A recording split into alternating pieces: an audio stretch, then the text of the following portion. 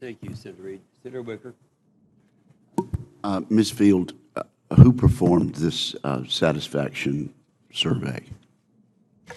The annual satisfaction survey that I referred to in my opening remarks is conducted by an independent third-party group named CEL. And I should say we found nothing wrong with how CEL conducted the survey. It's more the questions that were asked and how the results were collected and analyzed and presented to you. Okay, who makes that determination? Well, there are multiple levels in which there are problems with this. So CEL did not devise the questions. They just simply asked what they were told to ask. My understanding is that the services coordinated with CEL to develop the questions. Specifically, they asked, how much do you agree or disagree? I would recommend this community to others, which is different than the question that was presented to you. Okay, well, I think we should all agree this.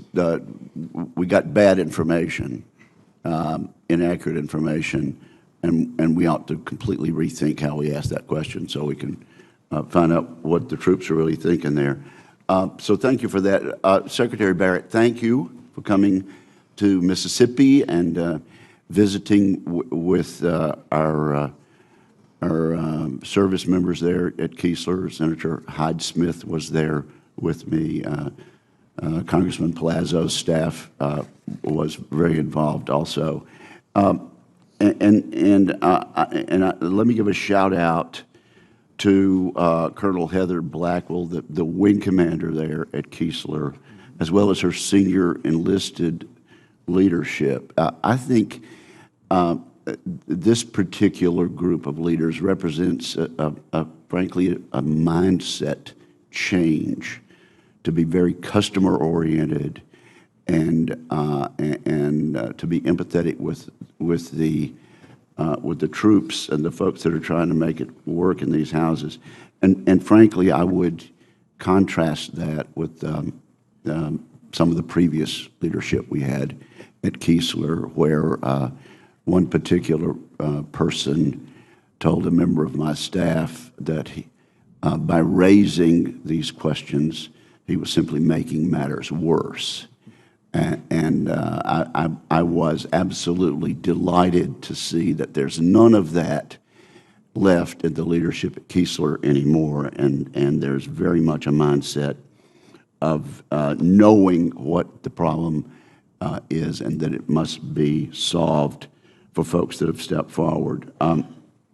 You also, I think, you have dedicated an assistant secretary to work almost exclusively with this problem. Is that right, Secretary Barrett? Well, Senator, that assistant secretary has a lot of other duties as well, but he is really spending a great deal of his time on exactly this topic and really is devoted to it. Right, and that's John Henderson. That's John Henderson, and he's sitting behind you. So I want to thank him too. And it does occur to me he's spending a lot of time on this. We have an unusual situation at Keesler in that Katrina hit, and almost all of our 1,188 housing units had to be replaced in one fell swoop. It took me a while, but yesterday I finally found out this information. Of the 1,188 residences there, 1,084 actually have experienced moisture and mold. Yep. Now, we're told this was a mistake with the installation of the air conditioning units and particularly the air conditioning ducts. I'd like for you to tell us on the record how many air conditioning companies were involved in this. Were all of them involved in these homes that have had the moisture problems?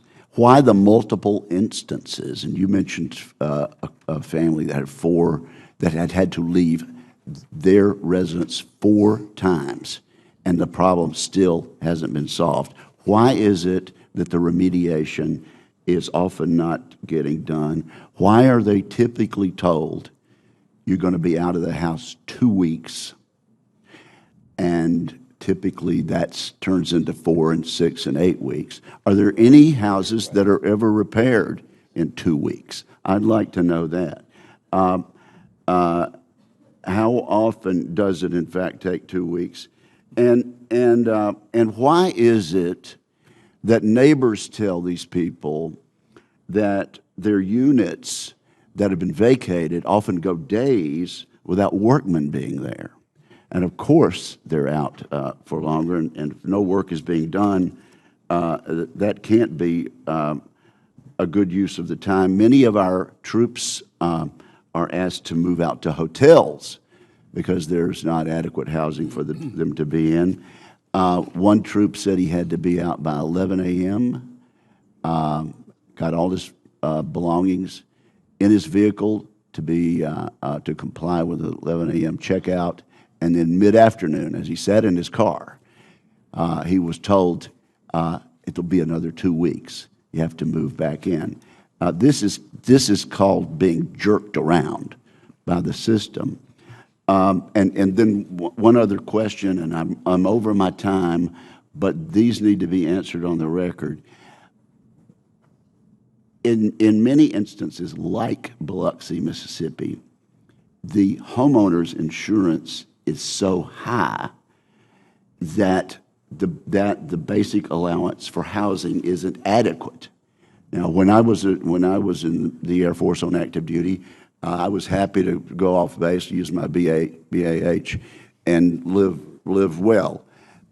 Do we need to change the statute to account for higher homeowners insurance with BAH? Thank you, Mr.